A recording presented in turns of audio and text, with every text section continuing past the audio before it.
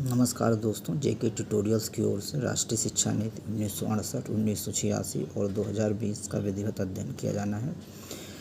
इसके पहले हम लोगों को राष्ट्रीय शिक्षा नीति को अच्छे से समझने के लिए विभिन्न प्रकार के शिक्षा आयोगों का अध्ययन करना होगा, तब हम राष्ट्रीय शिक्षा नीति को आसानी से समझ सकेंगे।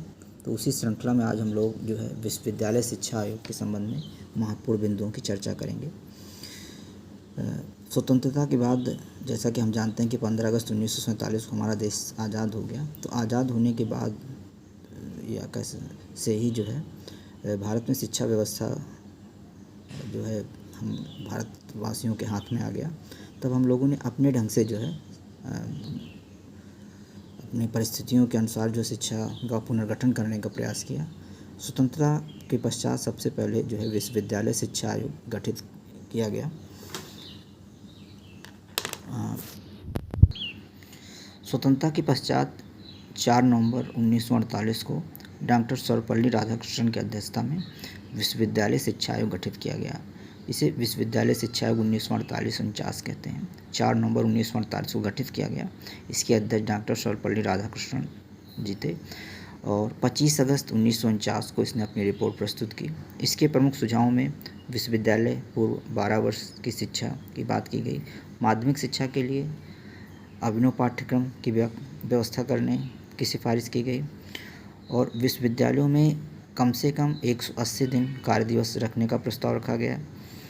पीएचडी का चयन अखिल भारतीय स्तर पर करने की सिफारिश की गई कि जो भी पीएचडी का करें शोधार्थी हों, उनके लिए जो है अखिल भारतीय स्तर पर एक परीक्षा आयोजित की जाए। उसमें जो चयनित हों छात्र, उन्हें योग्य छात्रों को जो पीएचडी करने का अवसर प्रदान किया जाए। शिक्षा के माध्यम के संबंध में आयोग ने जो है अंग्रेजी के स्थान पर किसी आधुनिक भारतीय भाषा को जो है शिक्षा का माध्यम बनाया जाने का विचार रखा और उच्च स्तर पर त्रिभाषा सूत्र के अंतर्गत प्रादेशिक भाषा, संघीय भाषा व अंग्रेजी का अध्ययन करने की सिफारिश की। परीक्षा प्रणाली की बात करें तो आयोग ने जो है वस्तुनिष्ठ परीक्षा प्रणाली को आयोजित करने का प्रस्ताव रखा। आयोग ने धार्मिक शिक्षा के संबंध में भी सुझाव दिए और बताया कि सभी धर्मों की शिक्षा व महापुरुषों के जीवन वृत्तांतों को पाठ्यक्रम में शामिल किया जाना चाहिए।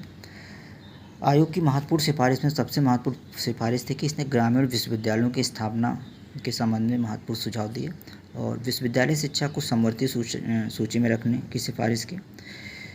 केंद्रीय अनुदान आयोग की स्थापना का सुझाव दिया। विश्वविद्यालय अनुदान समिति के स्थान पर जो है विश्वविद्यालय अनुदान आयोग गठित करने का सुझाव आयोग ने दिया।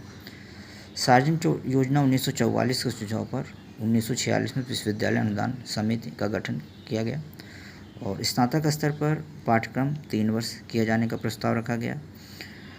इसमें इंटरमीडिएट उत्तीर्ण 12 वर्षीय शिक्षा प्राप्त छात्रों को प्रवेश देने की बात कही गई। स्नातक स्तर पर सभी वर्गों को कला, विज्ञान व व्यवसाय में सामान्य शिक्षा व व्यावसायिक शिक्षा अनिवार्य करने की बात कही। स्नातक स्तर पर अंग्रेजी भाषा व राष्ट्र भाषा हिंदी की शिक्षा अनिवार्य करने की बात कही गई और स्नातक स्तर पर ट्यूटोरियल प्रणाली की सिफारिश केंद्र स्तर पर ग्रामीण विश्वविद्यालय शिक्षा परिषद और राज्य स्तर पर राज्य या ग्रामीण शिक्षा परिषद स्थापित करने का सुझाव दिया। यूजीसी की स्थापना 1953 में की गई और 1956 में यूजीसी को स्वतंत्र संस्था का दर्जा दिया गया। धन्यवाद।